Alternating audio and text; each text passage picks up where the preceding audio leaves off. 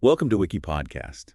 Today, we're diving deep into something fundamental to the human experience. How we navigate life's toughest moments and whether those experiences can actually lead to growth. It's a huge topic, really. Definitely. We've gathered some really interesting insights looking at the psychology of healing and what it means to be resilient. Right. Our goal is to understand not just how we bounce back from adversity, but how we might actually become stronger in the process. Let's get started. Sounds good. When we talk about psychological resilience, what does that really mean in practical terms? Think of psychological resilience as our mental and emotional capacity to weather a storm, a crisis, a significant challenge, and find our footing again relatively quickly. Okay. It's that ability to cope with the tough stuff and return to a stable state. It's more than just getting through it. All right. I recall reading about some early research that really put this idea on the map. Exactly. The work of Emmy Werner in the 70s and 80s was pivotal. She followed hundreds of children in Hawaii facing serious socioeconomic hardship for, well, over 4 decades. Wow, 4 decades. Yeah, and what was remarkable was that despite these challenges, some kids not only survived but truly thrived. This sparked a lot of interest in understanding what factors allowed for this positive adaptation, in the face of adversity. We started looking closely at both the difficult experiences themselves and the ways individuals managed to adapt well. So resilience isn't just about snapping back to the way things were before something bad happened. Precisely. There's a key difference between resilience and just plain recovery. Recovery often implies returning to that pre-trauma baseline. Right, back to normal. Back to normal, yeah. Resilience goes a step further. It suggests adapting and potentially even developing new strengths and resources as a result of navigating those difficult times. So it's about change, potentially positive change. It's about the possibility of not just bouncing back, but rebounding with greater strength and resourcefulness. That's a really hopeful perspective. Yeah. So what kind of things influence how well someone can develop this kind of resilience? Is it just luck? Oh, definitely not just luck. Many things come into play, and we can broadly think of them as factors within us and factors in our environment. Okay, internal and external. Exactly. Internally, things like our self-esteem, that core belief in our own worth, our ability to manage our emotions effectively, which we call self-regulation, and generally having a positive way of looking at things are all really important. That makes intuitive sense. If you feel good about yourself and can keep an even keel emotionally, you're probably better positioned to handle difficulties. You are. What about what's going on around us, the external stuff? Externally, the strength of our social connections, our family, our friends, our community provides a crucial safety net. Absolutely, your support system. Your support system. Access to practical resources and opportunities also plays a significant role. Interestingly, there's also a foundational element related to our basic temperament, perhaps even some initial biological predispositions related to how we approach the world, respond to threats, and focus our attention. So it's a mix of how we're sort of wired and what we experience. Exactly. It's nature and nurture interacting. And when we look at personality traits, research suggests that being lower in neuroticism, that tendency to experience negative emotions, and higher in openness to new experiences, and generally having a positive emotional outlook are linked to greater resilience. It's almost like how we interpret events matters just as much as the events themselves. Absolutely. That appraisal piece is huge. When we face a challenge and we can make sense of it, it feels comprehensible. Okay, I can understand this. Right. And when we believe we have some capacity to deal with it, it feels manageable. I can handle this somehow. Exactly. And when we can find some meaning or purpose in the situation, even a difficult one, it feels meaningful, we are much more likely to mount a resilient response. So it's not just what life throws at us, but the story we tell ourselves about it. This makes me wonder, is resilience something we're born with, like a fixed trait, or can we actually cultivate it? That's a great question, and the majority of research now views resilience not as a fixed characteristic, but as a dynamic process. A process.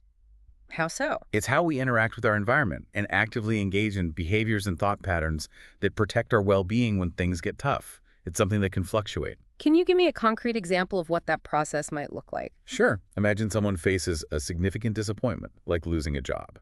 One person might get intensely angry and lash out, maybe blame everyone else. Yeah, I can picture that. Another might feel completely helpless and withdraw, sort of shut down. Yeah. A more resilient response would involve acknowledging those feelings, the anger or the sadness. They're valid, but then processing them in a healthy way, and then actively problem solving, looking for new opportunities, updating their resume, networking. So it's an active way of coping rather than just passively letting things happen to you or being overwhelmed.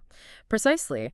Resilient people actively cope, they bounce back, they find solutions, and these active coping mechanisms are often nurtured by supportive surroundings, loving families, encouraging schools, strong community bonds. Right, those external factors we talked about. Exactly. These positive environments act like layers of protection, building up an individual's resilience over time. So we can think about resilience as a journey of development, something that strengthens as we navigate challenges or even as a response in the moment, looking at how effectively and quickly we recover from stress. That's fascinating. Are there actual biological systems in our bodies that support this resilience? Is it all in the mind or? No, not at all, just in the mind. There's a growing understanding of the biological underpinnings of resilience. Our genes play a role, for sure. And even more interestingly, so do epigenetic modifications. These are changes in how our genes are expressed, not changes to the genes themselves. It's about which ones get turned on or off. Right, like dimmer switches. Exactly. And certain neurotransmitters in the brain, like dopamine, which is involved in reward and motivation, and our natural pain and pleasure chemicals, endogenous opioids, appear to help us buffer against the effects of stress. So it's not just mental toughness. Right. There are actual biological mechanisms helping us cope. Our body chemistry is involved. Very much so. And the positive experiences we have, both our basic needs being met and the rewarding interactions we have with others, can actually reduce our negative reactions to stressful events. How does that work? Well, the oxytocin system, often called the bonding hormone, seems to be a key player here. It mediates the relationship between that social support we mentioned and our resilience against stress. Good social connections literally impact our biology. And what about the brain itself? Are there specific areas or functions involved? Research points to the prefrontal cortex, the part of our brain right behind the forehead, responsible for higher-level thinking, planning, decision-making. Executive functions. Exactly, executive functions. That area seems potentially crucial for resilience. Certain neural pathways that use the neurotransmitter glutamate are also being investigated for their role in enhancing resilience. So strengthening those pathways could help. Potentially, yes. There's even evidence suggesting that enriching environments can lead to more complex connections between neurons in brain regions associated with resilience. Our brains are constantly adapting. It's incredible how adaptable our brains are. So if resilience is something we can develop and it has these biological links, what are some concrete ways we can actually strengthen it? How do we build that muscle? Great question. There are many practical steps we can take. It involves setting realistic goals and having the determination to see them through. That sense of agency is important. Making plans and sticking to them. Yes. Cultivating confidence in your own strengths and abilities is key, as are developing strong communication and problem-solving skills. You need to be able to articulate your needs and figure things out. Those sound like skills we can actively work on. What else is important? The ability to manage strong emotions and impulses in a healthy way is crucial. We talked about self-regulation. Right. Not letting feelings completely derail you. Exactly. And nurturing a strong sense of self-worth, good self-esteem. Research, specifically with older adults, has highlighted the importance of staying connected with others, having grit, that perseverance, and a sense of independence. Interesting mix. Independence and connection. It is, isn't it? Also, practicing self-care, accepting yourself, finding ways to help others, altruism, drawing strength from past challenges, maintaining good physical health, and keeping a positive perspective on life. That's quite a list. It seems like a very well-rounded approach to life, really. What about people who are, say, high achievers? Do they have particular resilience traits? Studies of high achievers often reveal common characteristics. Things like a positive and proactive approach to life, the capacity to learn from setbacks rather than being defined by them. Seeing failure as feedback. Precisely. A strong feeling of being in control, locus of control, flexibility, and adaptability when things don't go as planned, the ability to maintain balance and perspective. Not getting too wrapped up in just one thing. Right. And a sense of having good social support. Interestingly, they often have interests and activities outside of their main area of achievement, which helps provide that balance we mentioned. So it's not just about pushing harder in one direction, but also about maintaining overall well-being and perspective. What are some specific tactics we can incorporate into our daily lives to build our own resilience? Like practical tips. Okay, yeah. The American Psychological Association offers some excellent suggestions based on research. Prioritizing your relationships, actively nurturing them, and engaging with social groups provides that vital support network. Connection again. Always connection. Taking care of your physical health through exercise, healthy eating, and sufficient sleep is foundational. Can't overlook the basics. Body and mind are linked. Absolutely. Incorporating mindfulness practices can help you manage stress in the present moment, kind of anchoring yourself. It's also important to avoid unhealthy coping mechanisms like substance abuse or excessive avoidance, and to actively seek opportunities to help others. That's an interesting point. How does helping others build our own resilience? Seems counterintuitive sometimes. It really works, though. It can shift our focus outward, away from our own troubles, create a sense of purpose and meaning, and foster feelings of connection and competence. Makes you feel capable. That makes sense. Also, being proactive in addressing challenges rather than waiting for them to overwhelm you, working towards your goals step by step, engaging in self-reflection and discovery. Knowing yourself better. Knowing yourself, yeah. Keeping things in perspective, accepting that change is a constant part of life, maintaining a hopeful outlook, and crucially, learning from past experiences are all powerful ways to strengthen your resilience. It sounds like a really comprehensive toolkit for navigating life's inevitable difficulties. You mentioned earlier the role of positive emotions. How do they specifically help us become more resilient? It's not just about feeling good, is it? No, it's much more functional than that. Positive emotions have a remarkable impact. Barbara Fredrickson's work on this is key. The broaden and build theory. Positive emotions actually broadened our thinking, making us more flexible and creative in our problem solving. So when you feel good, you think better. In a way, yes. More openly, more creatively. They also help us recover more quickly from stressful events, undoing some of the physiological effects of negative emotions. Like a reset button. A bit like that, yeah. They can buffer the negative physical effects of stress. Moreover, positive emotions contribute to building stronger social connections. People are drawn to positive people and enhance our overall sense of well-being. Even something as simple as humor has been shown to have positive effects on our immune system. So a good laugh can actually contribute to our resilience. That's good to know. Definitely worth cultivating. And we can't overlook the importance of having people in our corner. Social support keeps coming up. Absolutely, it's fundamental. Strong social support, characterized by trust and mutual support, is a cornerstone of resilience. It's not just feeling supported, but having tangible help and reliable alliances. Right.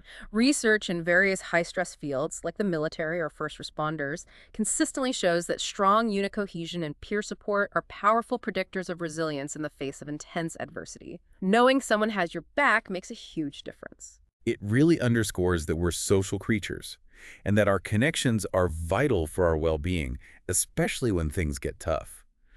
Are there specific types of therapy that are particularly effective in building resilience if someone feels they need help with this? Yes, definitely. Therapies like cognitive behavioral therapy, or CBT, and rational emotive behavior therapy, or RDBT, often incorporate strategies aimed specifically at enhancing resilience. How does CBT do that? Well, CBT, for example, focuses on identifying and challenging those negative thought patterns we talked about, the unhelpful self-talk. It helps you develop more positive and realistic ways of thinking. Changing the story you tell yourself. Exactly. And it also equips individuals with practical coping skills, problem-solving, stress management techniques to prepare for future challenges. Programs like the Penn Resiliency Program, which is based on CBT principles, have demonstrated effectiveness in reducing symptoms of depression and fostering resilience, particularly in young people. It's reassuring to know that there are evidence-based approaches that can help people actively build these skills. Now, resilience isn't just a theoretical concept. It plays out in very real and specific situations, doesn't it? Like when families go through a divorce or when someone experiences bullying. Absolutely. It's tested in the real world constantly. In the context of divorce, for instance, a child's resilience is influenced by a combination of their own internal factors, their temperament, their coping skills, and the support they receive from their environment. So the parent's behavior matters hugely. Hugely. School, friends, remaining family support, it all plays a role. While divorce is definitely a significant stressor, it's important to note that the majority of children do adapt successfully over time. That's good to hear. However, ongoing high conflict between parents, financial strain, and adjustments related to remarriage can present additional challenges that test that resilience. Support programs aimed at both children and parents can be incredibly helpful in navigating these transitions. And what about the very difficult experience of being bullied? How does resilience come into play there? That seems incredibly damaging. It can be very damaging. When it comes to bullying, emotional intelligence, the ability to understand and manage one's own emotions and recognize emotions in others is a crucial factor in fostering resilience in those who are targeted. So understanding your feelings and maybe the bully's perspective even. To some extent, yes, but more importantly, developing skills in emotion regulation, being able to manage feelings of fear, anger, or shame in constructive ways is key. Research indicates that interventions focused on building these psychosocial skills can significantly enhance resilience to the negative impacts of bullying. It seems like our ability to manage our emotional responses is a central thread running through all of this. What about when communities face large-scale trauma, like natural disasters? How does resilience operate on that level? It's not just individuals then. That's right, it scales up. Following a natural disaster, resilience unfolds at individual, community, and even infrastructural levels. How quickly roads get repaired, for example. At the community level, a strong sense of collective efficacy, the belief that the community can work together effectively to recover, and strong social networks, neighbors helping neighbors, are vital. People pulling together. Exactly. For individuals within that community, the ability to process the often intense emotions that arise during and after such events, fear, grief, loss, is a significant predictor of long-term resilience. Those who allow themselves to feel and work through their emotions, maybe with support, tend to fare better in the long run than those who try to suppress or avoid them. Sadly, loss is an inevitable part of life. How does resilience support us when we experience the death of a loved one? It's one of the hardest challenges. While grief is a deeply personal journey, family resilience plays a crucial role in how families navigate the aftermath of losing a member. How does a family show resilience? Open and honest communication among family members, even when it's difficult, showing empathy and support for each other's grieving process, recognizing everyone grieves differently, and maintaining some sense of routine and shared rituals can all contribute to the family's ability to adapt and find a new equilibrium after a significant loss. It's clear that resilience isn't just about individual strength. It's also about the strength of our connections and our ability to adapt together as individuals and as families or communities. And it's not confined to our personal lives. It impacts our professional lives as well, doesn't it? Absolutely. Workplace resilience is an increasingly recognized factor in professional success and well-being. Burnout is a real issue when resilience is low. Makes sense. What contributes to it at work? Similar factors, really. In the workplace, personality traits like optimism and self-belief, personal resources such as a sense of control over your work, and good work-life balance. That elusive balance. Yes. The experience of positive emotions at work and having a supportive work environment, good colleagues, fair managers, all contribute to an individual's capacity to bounce back from setbacks, navigate challenges, and thrive professionally. And maybe even innovate. Especially then. This is particularly important in fields that involve innovation and risk-taking, where the ability to learn from failures and persist is absolutely essential. You need that resilience to try again. So resilience isn't a static quality. It's something that can be fostered and strengthened across all areas of our lives, from childhood through our careers and personal challenges. Precisely. And it's important to remember that the journey from pain, from trauma, towards personal growth is a deeply human one, influenced by this complex interplay of internal factors, external supports, biology, and the strategies we learn and practice. Today's deep dive reveals that the journey from pain to personal growth is multifaceted, influenced by internal characteristics, external support, biological processes, and learned strategies. Resilience isn't just about bouncing back. It's about how we navigate challenges and potentially emerge stronger. Exactly. And the insights from psychological research offer valuable pathways for fostering this crucial capacity in ourselves and our communities, emphasizing the importance of connection, self-awareness, and proactive coping. It's work, but it's possible. Thanks for listening. Write us in the comments your opinion on the episode or what other topics you would like us to talk about. Subscribe to the channel to help more listeners reach our episodes. Thank you and have an amazing day.